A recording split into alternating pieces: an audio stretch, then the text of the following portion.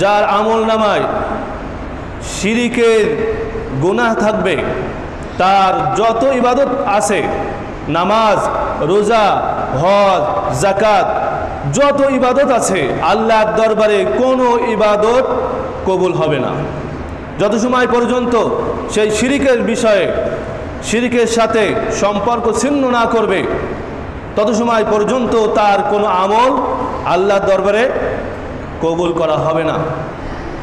মূর্তি পূজা, গাছ পূজা, সূর্য পূজা আর কবর পূজা, এর ভিতরে কোনো পার্থক্য নাই, সবই পূজা। এজন্য মূর্তি পূজা যেমন হারাম, শিরিক, কবর পূজা, গাছ পূজা, মাজার পূজা স্পষ্ট শিরিক। অতএব এই বিষয়েও আমাদের অবস্থান পরিষ্কার করতে হবে।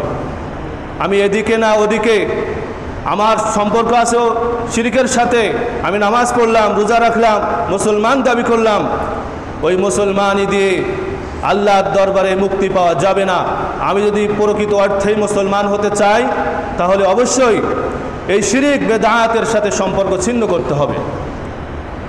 কারণ আল্লাহর কোরআন এবং রাসূলুল্লাহ সাল্লাল্লাহু আলাইহি সাল্লামের সহিহ হাদিস দ্বারা স্পষ্ট প্রমাণিত যে কবর পূজা, মাজার পূজা এটা জায়েজ নাই। আল্লাহ তাআলা কোরআনুল কারীমে وَيَوْمَ الْقِيَامَةِ يَكْفُرُونَ بِشِرْكِكُمْ وَلَا يُنَبِّئُكَ مِثْلُ خَبِيرٍ। আল্লাহ রাব্বুল আলামিন বলেন, কবরের ব্যক্তি কখনো শুনতে পারে না, যদিও শুনতে পারে কিন্তু কিছু বলার ক্ষমতা তার নাই। এবং কিয়ামতের ময়দানে তাকে কেন্দ্র করে যে শিরিক হবে, তাকে কেন্দ্র করে যে জিকির আজকার হবে, এই সমস্ত শিরিক সম্পর্কে সে অস্বীকার করবে। আল্লাহ তাআলা স্পষ্ট জানিয়ে দিয়েছেন যে তাকে কেন্দ্র করে যত শিরিক হবে সে বলবে আমি কিছুই জানি না। যতই ওসিহাত করে যাক, আমার মাজার করবা, এটা করবা, সেটা করবা, কিয়ামতের ময়দানে সে অস্বীকার করবে, স্পষ্ট অস্বীকার করবে। আল্লাহ রাসূলের অসংখ্য হাদিস দ্বারা প্রমাণিত যে মাজারে যেই যাবে তার ঈমান চলে যাবে। আল্লাহ রাসূল সাল্লাল্লাহু আলাইহি ওয়াসাল্লাম প্রথমে মুসলমানদেরকে কবরের কাছে যেতে নিষেধ করেছিলেন, কারণ ইহুদি এবং খ্রিস্টানরা কবরের কাছে যে ইবাদতে লিপ্ত হতো।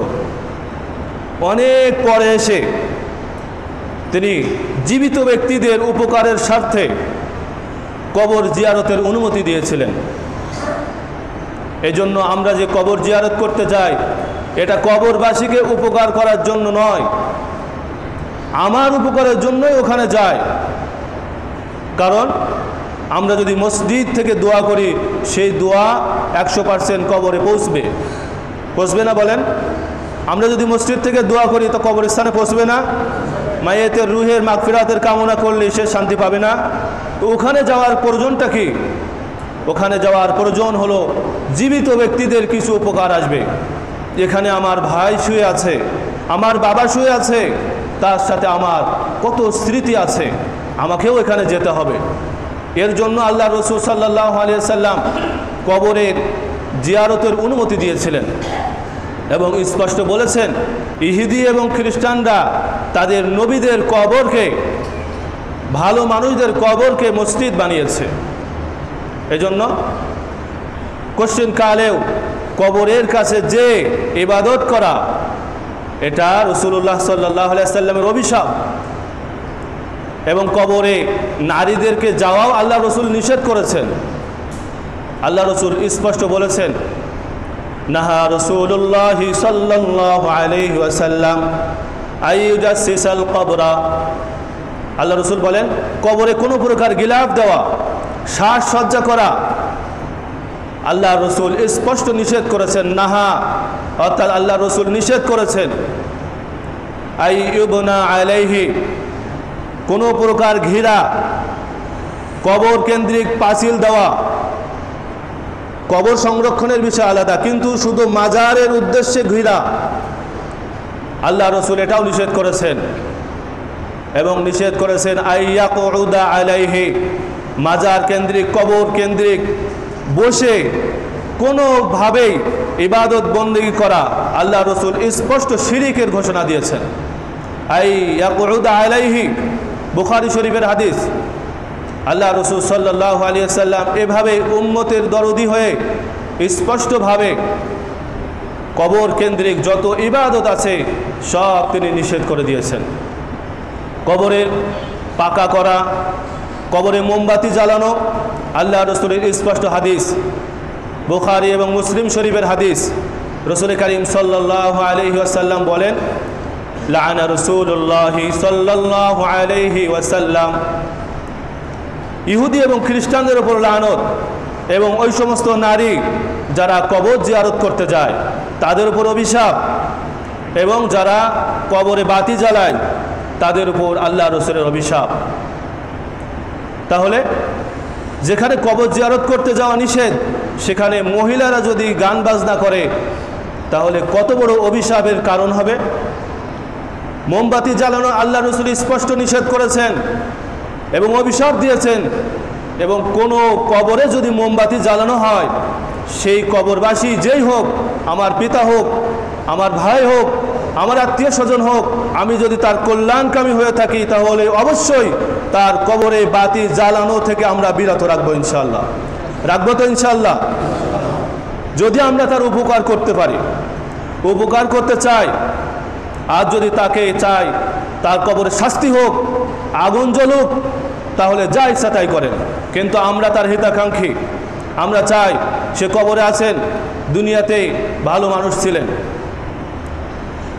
এজন্য সে কবরের জন্য শান্তি পায়, এজন্য তার কবরের জন্য কোনো প্রকার বাতি না জ্বলে। কারণ আল্লাহ রসুলের স্পষ্ট হাদিস, যদি বাতি জ্বালানো হয় তাহলে তার উপরে অভিশাপ, যে জ্বালাবে তার উপরেও, যার উপর জ্বালানো হবে তার উপরেও আল্লাহ রসুল অভিশাপ দিয়েছেন। তাদেরকে আমরা বলেছি, দুইবার তাদের বাড়িতে গিয়েছি, কিন্তু তারা আমাদেরকে গুরুত্ব দিচ্ছে না। বারবার আমরা বলছি, আপনারা যদি আপনার বাবার উপকার করতে চান তাহলে এই সমস্ত কর্মকাণ্ড থেকে বিরত থাকতে হবে। কিন্তু তারা বলে আমরা জাহান্নামে যাব, যাই, আপনাদের সমস্যা কি? কিন্তু আমরাও স্পষ্ট বলতে চাই, তোমরা যদি জাহান্নামে যেতে চাও যাও, জেনে শুধু যদি তোমরা জাহান্নামে যেতে চাও, কোরআন এবং সহিহ হাদিস দ্বারা পরিমাণিত বিষয়ে যদি তোমরা এর পরেও না মানতে চাও, জাহান্নামে যেতে চাও, তাহলে আমাদের আপত্তি নাই। কিন্তু ধর্মপ্রাণ মুসলমান, সাধারণ মুসলমানের ঈমান ধ্বংস করবা, এটা আমরা বরদাস্ত করব না ইনশাআল্লাহ। সহ্য করবেন ইনশাআল্লাহ? আমরা ওখানে কবর চলতে থাকবে, শিরকের কর্মকাণ্ড হতে থাকবে, মুসলমানদের ঈমান ধ্বংস হতে থাকবে, এটাকে আমরা চাই না বন্ধ করতে চাই? আমরা কি এটা চাই নাকি বন্ধ করতে চাই? আমরা কি চাই জাহান্নামে যেতে নাকি জান্নাতে যেতে চাই? তাহলে আমরা তাদেরকে বারবার আহ্বান করেছি, তারা যা ইচ্ছা তাই করুক, কিন্তু আমরা আমাদের ঈমানকে হেফাজত করবো ইনশাআল্লাহ। করবো তো ইনশাআল্লাহ? আমরা কবর ভাঙ্গার পক্ষে না, ভুল বুঝবেন না। আমরা শুধু দাওয়াত দিচ্ছি তাদেরকে যে তোমরা ভুলের উপর আছো, ওই কবরবাসী কষ্ট পাচ্ছে, এটা ইসলাম বিদ্বেষী, ইসলামের সম্পূর্ণ নিষেধ, কিন্তু তারা মানতে রাজি না। এজন্য আমরা অন্তত সেখান থেকে বিরত থাকব। মূর্তি পূজায় অংশগ্রহণ করা যেমন হারাম, শিরিক, গাছ পূজা, অন্যান্য পূজা যেমন শিরিক, মাজার কেন্দ্রিক ওখানে কোনো ইবাদত করা, তার কাছে গিয়ে চাওয়া, তেল পানি দেওয়া, সেখানে গিয়ে নামাজ পড়া, জিকির আজকার করা, এটাও যেমন শিরিক। আল্লাহ তাআলা আমাদেরকে এই সমস্ত শিরিক থেকে বেঁচে থাকার তৌফিক দান করেন, আমিন। এবং আল্লাহ তাআলা তাদেরকে হিদায়াত দিন, আমরা সকলে বলি আমিন।